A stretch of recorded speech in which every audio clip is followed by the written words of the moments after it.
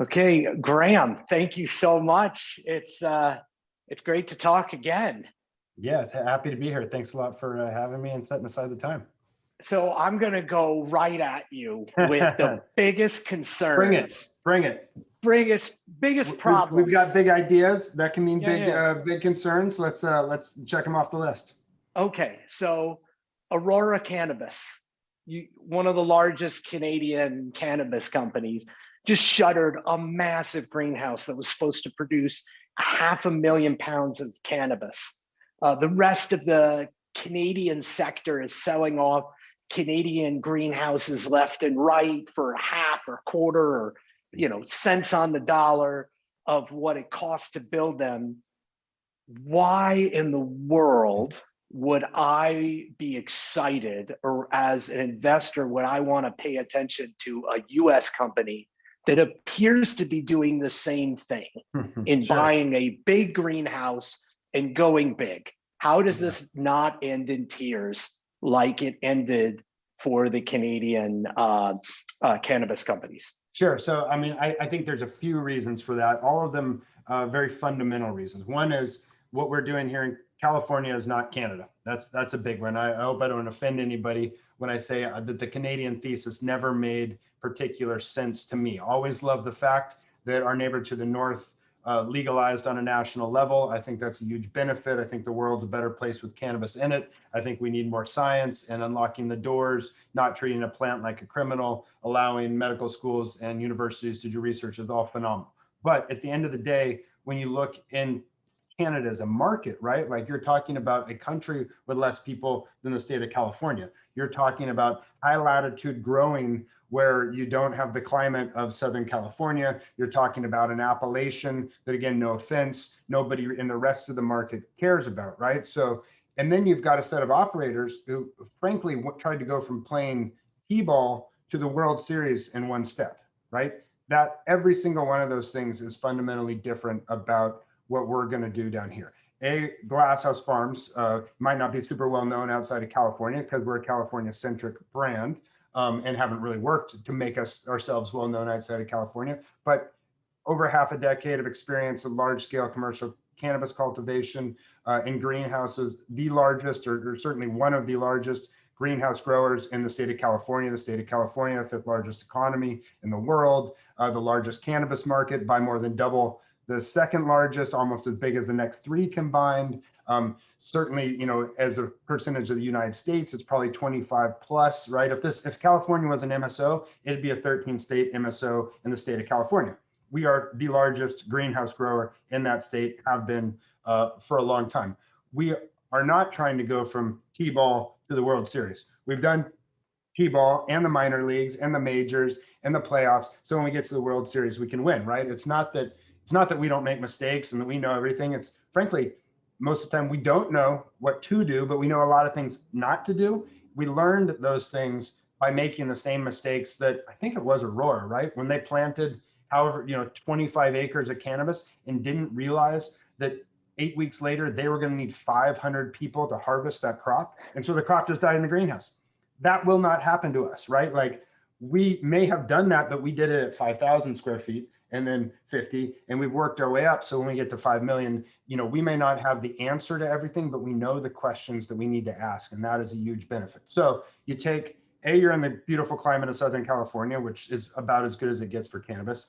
You've got a team of people who are certainly the best in the state, quite possibly in the country with Glasshouse Farms, who've been doing this for 6 years at large scale in a very competitive market. And you're in an appellation, which is where everyone wants their cannabis from, right? So champagne comes from France, tequila comes from Mexico, cannabis comes from California. You put all those things together and it is a very different story than Canada and the rest of what's going on over there. So part of that bear thesis is another quote that I've heard, which is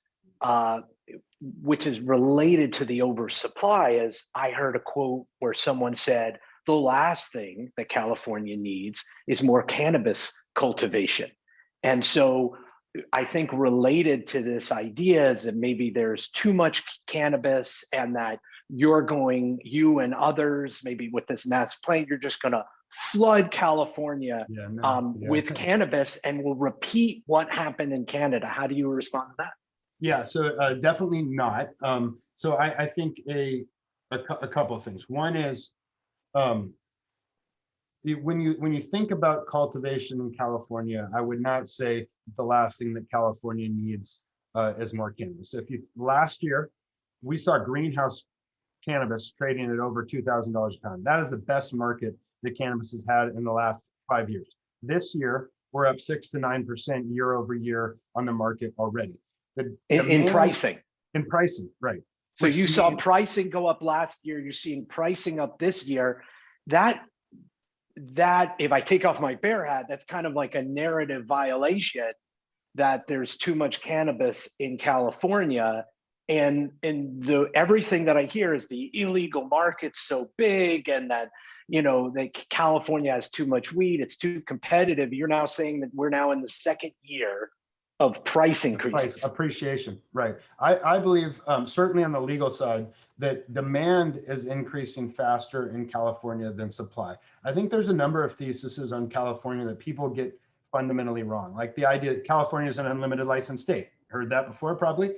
On a state level, yes. But what they miss is that state level licensing is predicated on municipal level licensing, counties and cities. 62% of counties and cities do not allow any cannabis. So yes, the state of California is an unlimited license, but the friction to bring on commercial cannabis is very high, right? You can, you live here in Santa Barbara, progressive town, pretty forward thinking. We opened our first adult use dispensary 14 months ago, right? Like we have 3 stores in 500,000 people, right? There's other places that are much further behind than that. Cultivation is even harder, right? So the thing that's happening faster is retail coming online. We currently have 1,000 dispensaries in California. We have 11,000 liquor stores. Colorado, Oregon, Washington all have a dispensary per 5,000 people. In California, we have a dispensary per 45,000 people. Clearly, those are not the right numbers. They're also not true. What we have is 1 licensed dispensary for every 45,000 people. There's probably 4 unlicensed dispensaries, but that's going to be converted, right? And as that convert, you have demand growing faster than supply. There is new cultivation coming online in California, but almost exclusively it's on the outdoor side. That is not what we're chasing. We are not chasing outdoor cannabis. We're not chasing machine trimmed low cost cannabis. We're not chasing. Why not? Why not? Why wouldn't you? Because I think the real bar, right? So what we're chasing is indoor. My goal is to grow indoor quality cannabis at outdoor prices, and which goes to the second part, which is the question is not, is there room for 5 million square feet? There's about 38 million square feet of licensed canopy in California today. Our plan to turn on 5 million more square feet is over 4 years. So 5 million square feet, 6 million square feet, headline number. You turn that into canopy, call it 4.5 million square feet. 38 million, call it 4 million square feet. So right now that would represent about 10% of the market. But that's today, right? We're going to turn this on over the next 3 to 4 years. By then it's probably 6-7% of the market. It's not an inappropriate number. And that really still misses the point, which is the question is not, is there room for another 6 million square feet? The answer is yes. The question is, at the highest quality and the lowest cost, who else is there room for, right? So if you think about what we're doing, we're setting ourselves up in an environment where our total COGS will be less than the COGS that someone needs to pay their rent if they have a leased greenhouse, right? If you look at those 38 million square feet, 80% of those are 20,000 square feet or less. So if you kind of have to decide at some level, do you think that the 5th largest economy in the world, the largest cannabis market in the world, 27% of the United States, do you think that that market is going to continue to be run by less than half acre farmers, right? I do not think that that is the reality. I do not think that that's where the future is going. So assuming that you believe that there will be consolidation, that things will flip over on its head, that 80% of the market ends up getting controlled by 20% of the producers, that agriculture in general is what we will see with agriculture in cannabis. It will not be farmers market style grows supplying the state. That means that the consolidation, there's plenty here in California, right? We're going to consolidate down. If we have the most high-tech facility with the best team, the most love for the plant, the most technology, and the most experience, we will be able to create we will be able to grow cannabis at a cost, efficiency, and quality that others cannot compete with. That's great. If I were to take what you said and think about that, it's one of the most interesting things you said was how underpenetrated the retail side was. If you could go out 3 or 4 years, how many retail storefronts do you think there'll be? Because one answer to that bare question would be, well, if retail dispensaries go from 1,000 to, like, I don't know, 2,000, or that may handle all the growth just right there. Is that another answer to the fact that maybe one of the reasons the illegal market is so strong is you just don't have legal options, or convenient legal options to buy cannabis? Yeah, I mean, California? I think that the illicit market represents an opportunity, is my view, right? So call California $6 billion legal opportunity. I think we probably have, it's probably half to 2/3 of that is still illicit, right? Now, I think there's a couple of dynamics there. That demand is real. Whether or not they're walking into an unlicensed store or not, that's real California demand. I think you see less and less product leaving the state as more and more states have their own supply chains. So an illicit store within California is still California demand. I think there's not very much political will to shut down an illegal dispensary until there's a legal option, right? I mean, the voters of California, all of us here, voted for Prop 64 for more access, not less. That was the goal, right? So if you have places that have illegal dispensary, and that's the only dispensary, the idea that you go in and totally harass that operator doesn't make a ton of sense. Now, once you create a legal pathway, and once you're in a scenario where you have, here's the operator following the rules and paying the taxes, here's an operator ignoring the rules and not paying the taxes, then that political will starts to develop. The other thing that starts to happen mechanically is that legal operator paying taxes. Typically, one of the first things that happens from a new cannabis tax revenue is funding enforcement teams. So now you have the situation where you've got a legal guy playing by the rules, you've got an illegal guy not playing by the rules, not paying taxes, and you have a municipality with an enforcement budget. You can see an example of it down in San Diego. I forget the exact city. San Diego area, they decided they were done with the illegal stores, shut them all down over the course of about a week. Illegal operators, over that same period of time, the revenue quadrupled.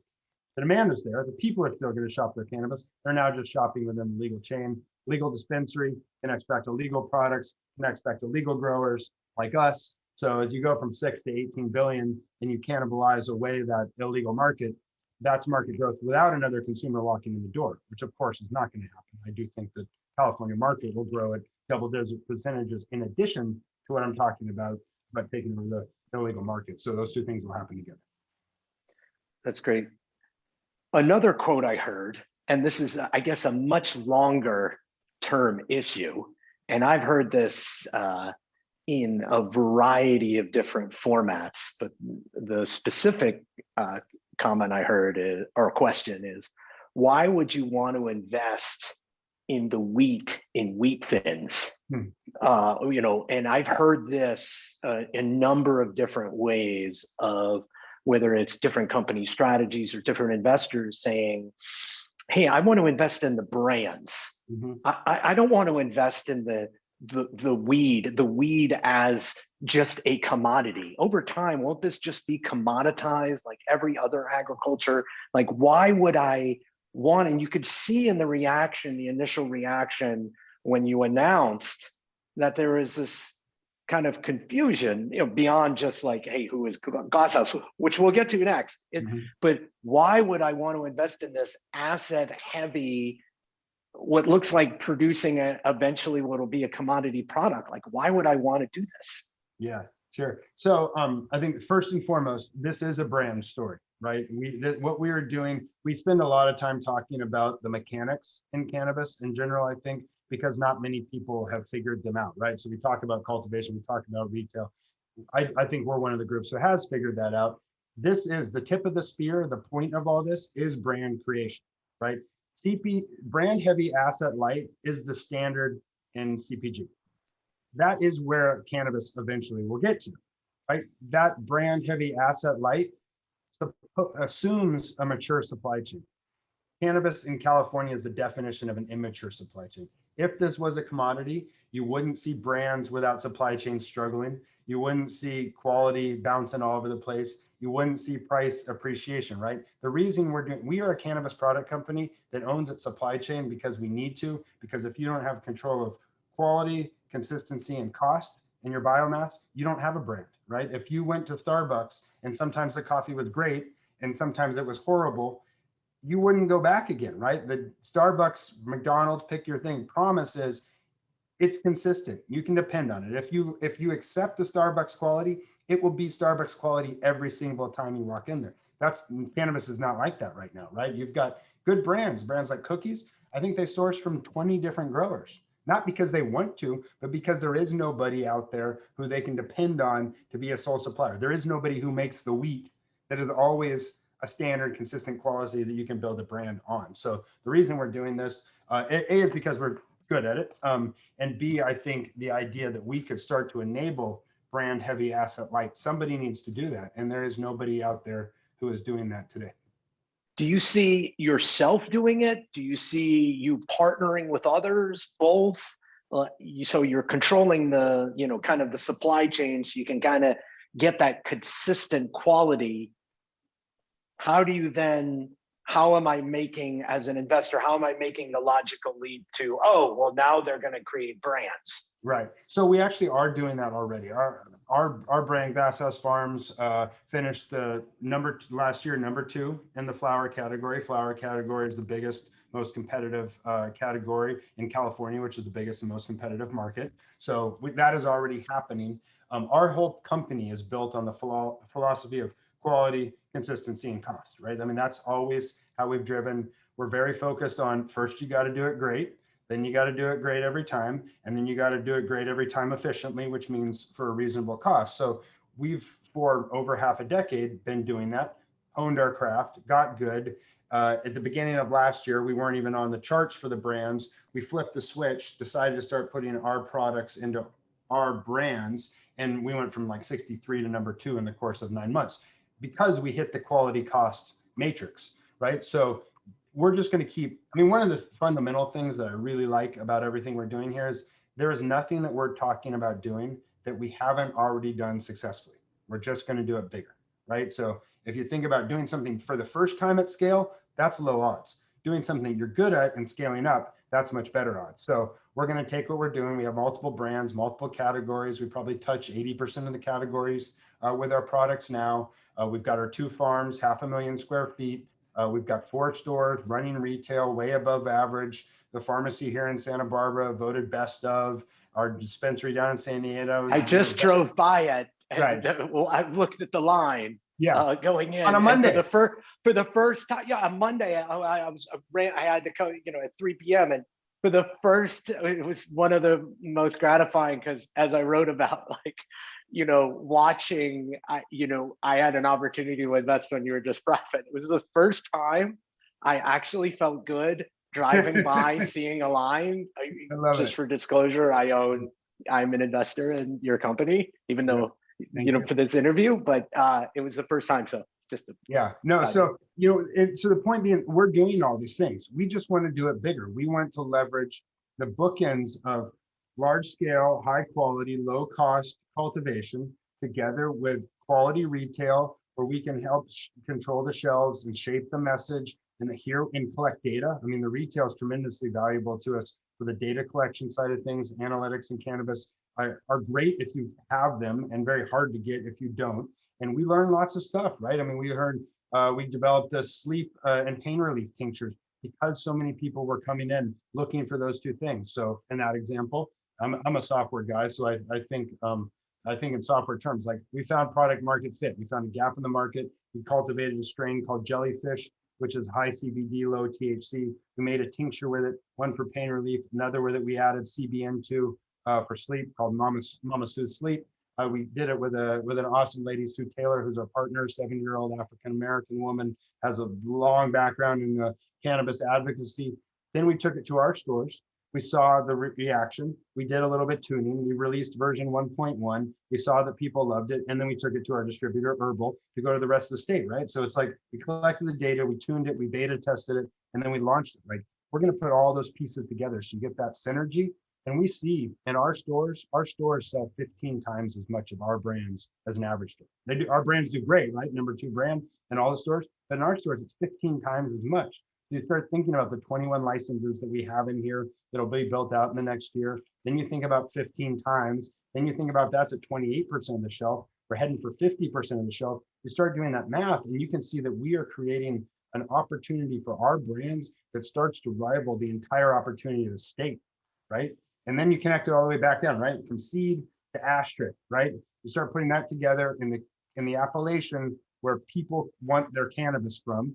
We've talked about that, I know, a little bit before, that we have this large free focus group called the illicit market, tells you what people want before they can have it. What it tells us is they want California cannabis. You go to New York, you open the bodega's top shelf up, they're not following any rules. They can have any cannabis they want. It's not stocked with Colorado or Florida or Oregon or Utah. It's stocked with California because that's what people want. So build the brands in California. California is hard, it's competitive, but that's actually an asset. You need to know that, because if you're trying to build brands that succeed in the free market, you can't be in a monopoly state. If you're in a monopoly, you had a great accomplishment to get your license, true accomplishment. But then you're in a scenario where people just buy what the few choices they have. California different, right? California accomplishment is not getting a license. The accomplishment is making a product that people will buy over and over and over again. For that, you need the market. You need competition. You need the feedback to tell you when you're right and tell you when you're wrong. So if we build brands here that are successful in the most competitive market out there, the free market of California, then when people can get what they want, which is California cannabis across the country, we know that we have products that can win against anybody else. And that, not built into our models or anything, but that is the true free upside call on this, which is take the biggest market, dominate it, have the bookends, have the supply chain, and then if and when the walls come down, have what everybody in the rest of the world wants already built. So you would expect over the next 12 to 24 months, you're just going to keep iterating and experimenting and learning, as you discussed with the Mama Sue product, of different kinds of brands, different kinds of products, experimenting in your own store, expanding out. And because you control the whole thing, if I'm just reiterating what you said or summarizing, you'll be able to experiment in a low cost way and see what works, what doesn't, and then go to scale with what works. Is that accurate? Yep. Yeah, that's exactly the strategy. So, I mean, it's kind of, we will have the assets and the team that will allow us to do this at a higher quality and lower cost than anybody else on the planet. I mean, we're talking about the second largest greenhouse in the United States, the largest one that's licensable for cannabis. It's in California. Again, the appellation matters, with all the technology to aim for that highest bar of indoor quality flower and outdoor OpEx, right? So indoor quality, outdoor cost. Putting something in a jar that it's the final product, that's the hardest piece. From there, lots of things fall off, right? You got trim for extracts and edibles. You got things that you can use for fresh frozen and extracts. You got smalls, you got pre-rolls and all that. But if you can aim at that top quality product that goes in the jar, we are an apple farmer who will be able to make all different kinds of apple pies and apple sauces and things like that. If you compare to the other folks out there who are maybe growing outdoor, like they're trying to make apples out of applesauce. We're making applesauce out of apples. That's a lot easier to do. So if you think about that mentality at scale, at a price that's similar to outdoor, but with controlled environment agriculture that makes the plant feel like it's in the perfect climate all the time, it's a very hard, it's going to be very, very hard to compete with what we're putting together. What would you say to people who are hearing your company's name and does a Google search of Glass House? I look on Instagram and I say, who are these people? Like, I mean, oh, wow, I had no idea they are cultivating this much. But how do you respond to, investors or people trying to discover more about your company? And they're just kind of scratching their head. How come I've never heard of this company before? Yeah, so I mean, we're not an MSO. You know, we're kind of the opposite of that. We're very California focused. So I think not many people within California have not heard of us. So mostly it's the other places where honestly we have not made a concentrated effort to get the word out because we don't sell products there yet, and so that hasn't been at the top of our priority list. I think within California with the Google search, you can tell we have been around for a long time. We got a real love for the plant. We have a very dedicated team who cares a lot. I'm a technology guy who, you know, I'm kind of a tech guy by experience and a cannabis lover by passion. So I've been growing for 25 years through closets and garages and houses. And we got strains in our greenhouses now that I've been growing since the beginning. Our Super Silver Haze is an example, is one that's probably, it's got close to a quarter of a century of cultivation at my hands now. We care a lot about the community. We care a lot about I think cannabis comes from compassion. We work hard to use technology to amplify our love for the plant, not dilute it. I think the world's a better place. I think that shines through with how we treat our employees and the neighborhoods that we live in. On the product side, I think, you know, all the stores have a respect for what we're doing. We've got a handful of great brands, and you just, you know, if you're not from California, take a quick peek, and you'll see us on BDS. You'll see us in the stores. You'll see lots of news articles about the things that we do, focus on sustainability and lots of environmental stuff as well. So I think we rank pretty high up on the ESG side of things from an investment point of view. And I mean, hopefully we are who we are. So hopefully you like what you find. So I want to dive into that specific question and you kind of pretend to be an evil capitalist for a second. Like, why the personal focus on sustainability and climate change? Why, as a shareholder, should I care? Doesn't this make your expenses higher by focusing on all this ESG stuff? You know, like, why is that important to you, and why ultimately as a shareholder should I care? So if I'm just caring about dollars and cents. Right. So, well, I think a couple of things. One is we need to remind ourselves that everything we do comes from this plant, and this plant comes from Mother Nature. And if we didn't have it, we wouldn't be here, right? So at some level, the idea that you would take something from Mother Nature, build a whole business on it, and then stomp your foot in her face is hypocritical in a way that I can't tolerate. That said, it is not a purely altruistic thing, right? I think sustainability, particularly when it comes to agriculture, is actually aligned and synergistic, not at odds with each other, right? I mean, if you think about what we're doing, right, we're trying to be as efficient and precise with our cultivation of this plant as we can. That means you don't give it more than it needs because you're wasting something. And you also never give it less than it needs because you're missing on something that you could have had. So in that sense, sustainability goes beyond the ESG maybe definition of it into a broader sense of running a good business. I like to call it the triple bottom line. Things that are good for the planet, good for our business, and good for our customer. Right? You take something like our irrigation strategies, right? So when we irrigate, we capture and sterilize and recycle the water. That is good for the planet because we're not wasting water and because we're not polluting the groundwater table with nitrates. It's good for our business because those are valuable commodities. And so by not wasting them, we keep our costs low. It's good for the customer, A, because we're able to deliver a product at a lower cost because we didn't throw things that were valuable away. And hopefully because they also appreciate the fact that they want to support businesses that care about the planet that we all live on, right? You can take that a step further and say we have light meters tied to our irrigation. On a sunny day, we give slightly more water than on a cloudy day. Right? These are things that historical cultivation, we could never do, right? You had a guy with a wand and you tried to water and sometimes it was too much and sometimes it wasn't enough and you wanted to go on vacation. This is a computer that does, you get together with a bunch of smart cannabis cultivators and agronomists and you program the thing in to be perfect. And then you give it influences and then 24 hours a day, 7 days a week, it always does it right? Like adjusting for light levels to don't under irrigate on a sunny day because the plant could have done more. Don't over irrigate on a cloudy day because you actually leave the plant worse off because you're suffocating the roots, right? So if you can hone that in, you can do quality, consistency, and cost all at the same time. And I think that, is the definition of sustainable agricultural practices. I'm an environmentalist, and so I like that. But it's also the definition of sustainable business. And I'm a business guy, and I like that.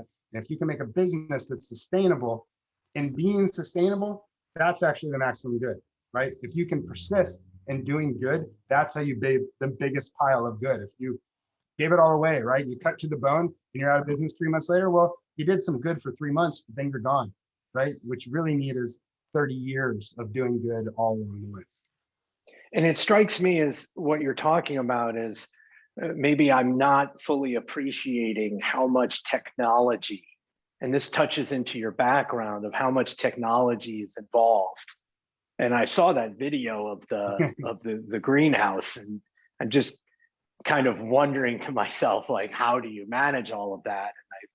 And I have to guess there's a pretty substantial investment in technology and a pretty sizable technology component to everything that what you're doing based on what you're describing. Yeah. I mean, I think precision agriculture is high tech almost by definition. And I think precision agriculture is some of the most sustainable agriculture. If you want to get efficient and maintain consistent efficiency, it's hard. Like, that's what computers are good at, right? You can, it's a little bit metaphysical or whatever it is, but so every business has at least one biological system. It's the people in the business, right? Cannabis happens, or agriculture happens to have two biological systems. You got the people and you got the plants. If you think, I'm a systems kind of thinker, so when I think of the plants are almost like a little computer program. If you figure out what you want out of them, you can figure out in the inputs to give them to get that. They're not random, right? Like, if you give it 72 degrees and 12 hours of light and this EC and this amount of water, it'll give you the same thing every time. So once you decode that computer system, you figure out what inputs do I need to get it to give the results I want? How do I give it those inputs every time? How do I give it those inputs every time efficiently?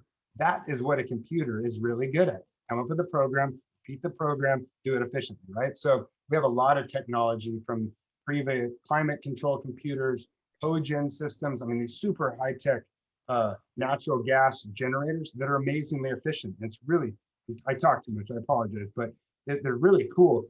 So you take natural gas and you burn it and you make electricity. Okay, normal. In this case, since it's cogen, it's on site, they call it combined heat and power. So first we burn the natural gas, we get the electricity. The byproduct of that is heat. We take the heat and we use it to warm the greenhouses. Byproduct of the combustion, CO2. We take the CO2 and we put it in the greenhouses. So now you have this natural gas that you use, and you literally used every single piece of it. You use the power, you use the heat, you use the CO2 to make the entire thing more efficient. You start driving that with some smart computers in the middle to decide when and where and how to allocate that, and that's when you start to get the efficiencies that really blow the roof off.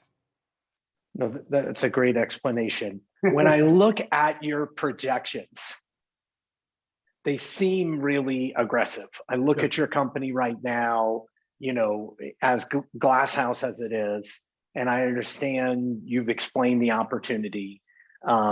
You're cash flow positive right now, but I look at these projections and they look really aggressive to me. And if there's one thing I've learned from SPACs or other cannabis companies, is to be very, very cautious when I see, hey, we're at this low level, but we're going to do that. Yeah. How do you respond just to that concern that, like, why would I even believe these, your near-term projections? Not that you may not get to it in like 5 years or something, but what would give me comfort? Sure. So to start with, Glasshouse last year, 2020, on a pro forma basis, did about 63 million in revenue. Depending on what you're looking at, the GAAP accounting on that's about 53 million. But that's because we had 2 dispensaries that we didn't finalize closing on until January 1st of 2021. So the revenue for them is missing. A much better look at our business with 63 million in revenue and about 6.3 million in EBITDA. We've had 3 positive EBITDA quarters finalized. We just finished the 4th one. Of that 63 million in 2020 and the 6.3 million of positive EBITDA in Q4, five of that. That's a quarterly EBITDA, right? Yeah, so 6.3 million on the year. 5 million of that was in Q4. So you can see the start of the hockey stick, right? We had a second farm that we opened up, finished filling it up in October of last year. So we only got, full operation, maybe, 30 days, right? By the time you harvest the plants on it. Now we're heading into the spring and summer with the lights 2.4 times as much as it is in the winter. We're partnered with Mother Nature, so more light means more yield. If you look at Q4 of 2020, our base business for 2021 is almost just a roll forward of it, right? That plus a little bit of seasonality is all the base business for 21 is. So when we get to 110 million and 28 million in EBITDA, that's really just Q4 times 4 in some seasonality. So not a big stretch there. You don't see a ton of the expansion, the new stores or the new farm in 2021 because they're all just getting built out and turned on and licensed and stuff like that. It really starts to take hold in 22 and 23. And if you look at the fundamentals of that, they don't really assume that we're that much better tomorrow than we are today, right? We have the benefit of 6 years of actuals here. So when we do our forecasting, we're not it's hard. You can't just say, oh, and then a miracle happens, right? Magic pixie dust, you're twice as good as you were before. You got to look and say, well, okay, well, what did you do? You've done this for this many years. How does this go up? You got to justify everything, right? So we didn't really have things go up much. Mostly what we did is we said, hey, here's what we can do with a square foot, so to speak. And here's how many square feet we will have. If you almost linearly extrapolate that, this is where you end up, right? And conversely with the retail, here's the 4 stores we have. We're going to add 17 stores. We modeled them all under what our current stores do. Like we don't hit parity with our existing stores for like 3 years on these new stores, right? There's nothing aggressive in here. Everything we've done are things that we've done successfully. We're just doing it bigger. And the bigger is based off of what we've already accomplished. Are we as good tomorrow as we were yesterday? I sure hope so, right? If we've been going around the racetrack in a BMW, awesome farms, now we're getting in a Ferrari. If we go the same speed around that racetrack, we did something wrong, right? So the expectation is we will actually go faster. The modeling that we did assumes that we're going to go about the same speed. Gotcha. If I look out, you're fully built out. You've converted the whole greenhouse. You've invested it. I'm not even going to say what year it is. Let's just assume year X. Yep. It's all cannabis. You're growing. You've gotten the efficiencies you think you could. Have you modeled out like how much cannabis could you produce with the facilities that you will own once these transactions close? Not assuming any other, future production or add-ons. Yes, we have. Are you able to share that? So I'm just curious, like per square, I can do the math myself, but I'm just curious, like per square foot, how much, are you doing now? How much do you think you can do in the future?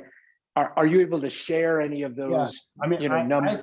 So I tend to think in those kinds of questions, I think in terms of biomass, which doesn't mean like roots and stuff you throw in the compost, but it also means you think about your A buds, you think about your smalls, you think about your trim, right? So you bring those things together. Our current COGS on a blended basis about $150 a pound. I believe that we'll get that to about $100 a pound. Again, as I mentioned for reference, you can find other folks and in earnings calls and stuff that will tell you that the average greenhouse grower is $450 to $500 a pound. Indoor is probably $700 to $1,000 a pound. Our numbers are good, and I think they're going to get amazing. If you have a lease, our total COGS will probably be less than your lease only COGS are for production. That said, I think of the we'll probably be about 1.6 to 1.7 million pounds of biomass a year that would come out. Again, A flower that's in jars, smalls, in pre-rolls and stuff, and then trim, which gets extracted, edibles, topicals, vape pens, all that kind of stuff. I really don't think that it's not a tremendously big number, even in the context, because think about this, like you said, this is year X, this is 4 years down the road. Even in the context of California, I'm comfortable with that number. You bring the walls down, and the question is going to be, where is all the supply going to come from? Not, is there too much of it, right? So Even here in California, I think we got a great business. It's plenty exciting the way it is now. We have our new greenhouse set up in a way that it's basically free idle capacity. Anything that's not in cannabis is leased to a tomato farmer, covers all of our costs. There's no burn at all to us. We have great terms. In very limited time, we can kick the tomatoes out, convert it to cannabis. Right now, we're building it because we have the demand. This is not field of dreams, right? Like this is, I could sell twice as much CPG and I could sell twice as much wholesale as right now today. So right now, yes. just assuming that you had, I waved a magic wand and I said, whatever capacity, you could sell twice as much cannabis like flower or product. Twice as much CPG and twice as much wholesale. 4 times as much.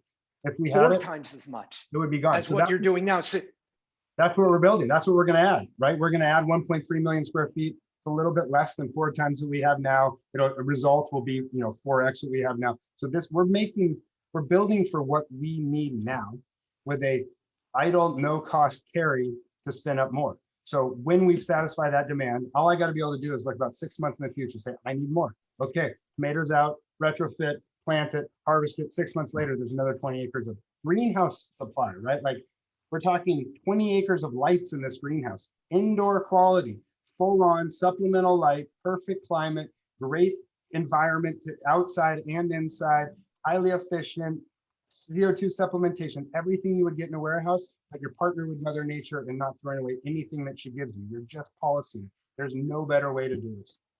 Graham, you're making me think, if I'm taking off my bear hat now, I'm just going to put on my Super Bowl hat. You're making me think you don't have enough capacity. Is that a right way? If I look out far enough, is it possible that you won't have enough production capacity, especially if the walls come down to produce and satisfy the demand of what you need? Is that a crazy thought? I'm confident that we will grow and sell everything that we have, and we will need more than that. Oh, that's. I guess you'll cross that road when you cross that bridge when you get there. Okay, I'm going to put back on my bear hat. So what could go wrong? What could go wrong? And I specifically, one thing that I heard is, well, hey, if all this, going to your point about the bodega in New York, if all this illegal cannabis is coming from California and going all over the country because everybody wants it, I'm now seeing New York legalize, I'm seeing New Jersey legalize, I'm seeing all these places legalize. Is it possible that all this illegal cannabis said, oh man, there just isn't the demand in the rest of the country. We got to stay in California, and California gets flood. That's just one risk that I heard. But in your mind, what could go wrong? What keeps you up at night? Yeah, so I don't think the scenario that you described is super likely. I like to look outside of cannabis to figure out what I think is going to happen inside of cannabis, right? 80% of the fruits and veggies in our country come from California because it's a good place to grow, right? It's perfect weather. It's perfect weather. It could come from anywhere, right? And if you think about your favorite New York wine, you might not have one. They don't grow wine there, right? Your favorite Napa wines, your favorite Santa Rita Hills and Santa Barbara County wines, sure, right? You think about the strawberries they eat in the restaurants in New York. Probably from Driscoll's, probably from Ventura, probably next door to our new greenhouse, right? Because that's where it makes sense to grow agricultural products.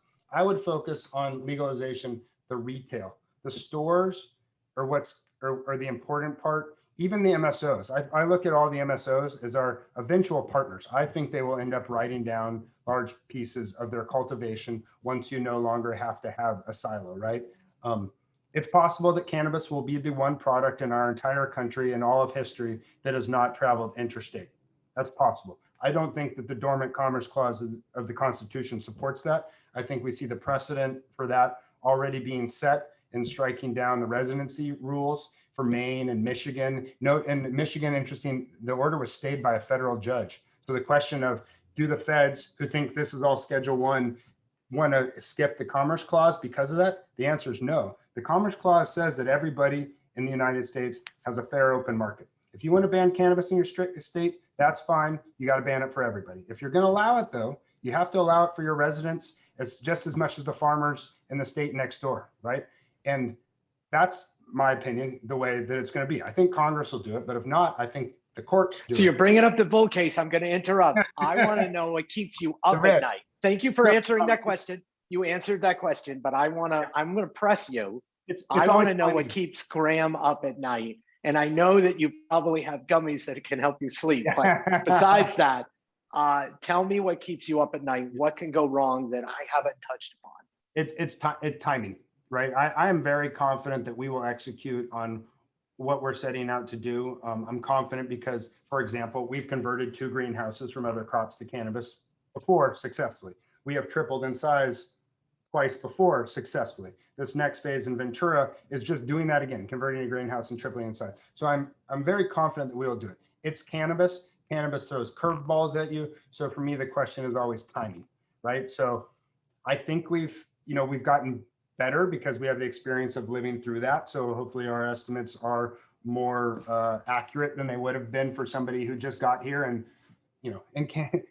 Do you mean timing as like regulatory, getting green lights, signatures? That's what you mean? You don't mean timing like, oh, can my team ramp up? No, I mean just like the stuff. The cannabis always has drag and friction that you don't. It's really hard to always forecast. You can get better and better, and so you could be conservative just for the point of being conservative. But like think about the things.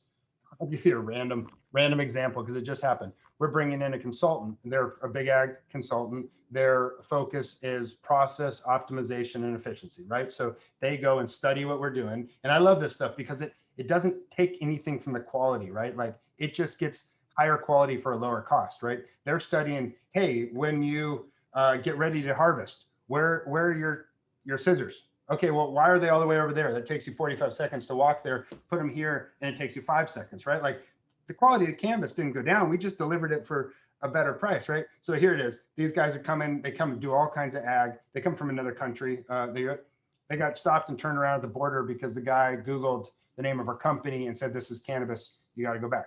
Project delayed by 3 weeks while we go figure out. Oh my gosh, that's crazy. Right? So, is there any way to forecast that?